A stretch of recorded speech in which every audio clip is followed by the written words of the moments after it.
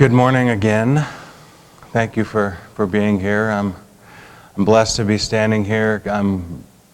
I feel like I was asked by God to give a talk on faith. I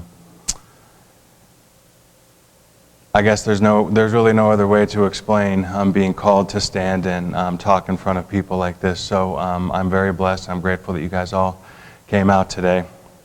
And for those of you who will watch later, thank you as well.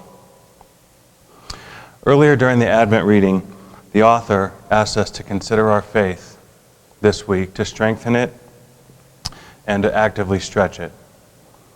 So that's exactly what we're going to do together here today. My intent for this journey is to inspect faith, break it down so we may be able to apply it practically in our own lives. To help do this, I've chosen two powerful Bible verses and an excerpt from The 12 Powers of Man by Unity co-founder Charles Fillmore. So what is faith? The most powerful description that I could find was in the King James Version of the Bible. It's in the book of Hebrews, chapter 11, verse 1. Now faith is the substance of things hoped for, the evidence of things not seen. When I think of faith as a substance, and I just weigh those words of substance and evidence, it kind of gives you something you can grasp, something you can hold on to, something that we can actually use. And so we'll keep that in mind as we move forward. And for further reference along the Hebrews 11:1, the author, Paul, goes on and gives countless examples of faith going back into the New Testament and other events of the Bible, if you want to go and read about examples of faith in Hebrews 11. Now we'll move over to the book of Ephesians, chapter 6, verse 16. Paul advises us to take up the shield of faith, with which you can extinguish all the flaming arrows of the evil one. So what does Paul mean by that? Extinguish all the flaming arrows of the evil one. The arrows represent our negative thoughts, emotions, and circumstances, and the faith is the substance that repels them. It also works the other way around. Those fears and negative circumstances also repel faith. In the 12 Powers of Man, Charles Fillmore writes, intellectual faith admits doubt and hope of fulfillment in the future. Spiritual faith includes unfailing assurance and immediate response. These two attitudes of faith are observed acting and reacting upon each other. Peter started to walk on the water in spiritual faith, but when he saw the effects of the wind, he was afraid and he began to sink. Then Jesus gave his hand of spiritual power. The wind ceased, and there was no longer any doubt of faith's ability to rise above the negative consciousness. So now I want to put those three things together into something that we can feel, use, and apply within ourselves. So imagine you're by yourself, you're walking along a path. This path represents your life purpose. You have made the decision to walk along this path and to use faith as your weapon. This faith is what helps you get over the obstacles. It attracts the tools that you need for the circumstances when you need them. The further you walk, you start to see the obstacles get bigger, and they require more faith to overcome. But you also see that the faith you began with has been multiplied. It has become so great that there is nothing you can't overcome. And you're excited. My faith is my shield, you exclaim. And then Goliath shows up. Goliath represents your greatest fear, standing in front of you. He's blocking your path, mocking you, doubting you, telling you that you're not worthy of this throne that you are seeking. that you were nothing but the worm of the earth.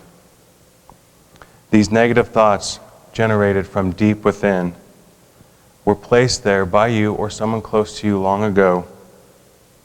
For years they lie dormant, awaiting a challenge should one ever present itself.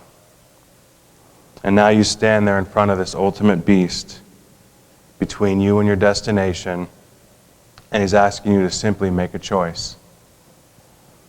Will you go all the way? Will you take that slingshot like David, aim it, say, God, steady my hand, release it, fire, and hit that giant of fear right between the eyes? In other words, is your faith within strong enough to step into that fear, to analyze it in order to defeat it, so that you may free yourself and remove it from you permanently? The choice seems clear, but as Jesus said, narrow is the path. The narrow path may require walking in darkness with only your faith. This substance called faith is your divine right, and you are the instrument of demonstration. It is you who says, yes, I can, instead of, no, I can't. You can't have faith in God without first demonstrating it within yourself. This is the faith that is built on a rock. In final analysis, faith is the powerful substance that turns thoughts and prayers into their physical counterparts. Jesus demonstrated this everywhere he went, raising the dead, healing the sick, and feeding the many when the eyes could not see enough food. What else but faith could accomplish these things? Without faith, thoughts and prayers are as useless as apple seeds planted in sand.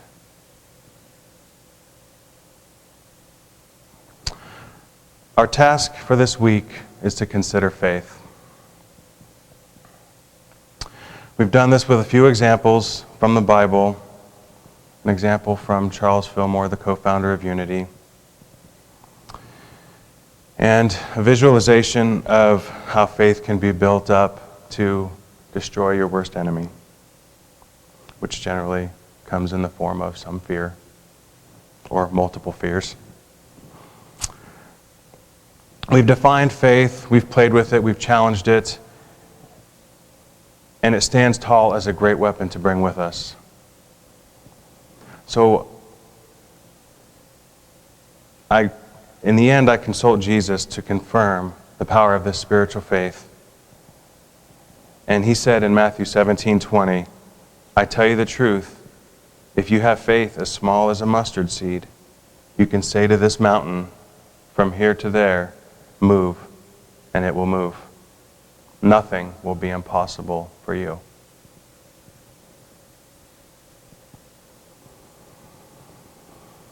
Our duty now is to apply faith in our lives, apply this faith that we have strengthened. I brought each one of you in the audience a gift that will aid you in applying the faith we strengthened here today. It is a copy of The Golden Key. It's actually The Golden Key to Prayer, and it's by Emmett Fox. And it's so simple, just as faith is simple. And if you look at this as sort of a math equation, you just apply the faith in God, faith that nothing is impossible. And you think about that and you focus on that, and then you apply this technique of prayer and watch God work for you. Let go and let God. Jesus at once said, it is not I who do the works, but the Father who is within me, he does the works. For those of you out there who may watch later, just Google The Golden Key of Prayer by Emmett Fox, and you can find it easily. So in this, he describes how to utilize prayer in removing difficulties from your life. It is so very simple. May your prayers be answered and your holiday season be blessed. Thank you so much for joining me today.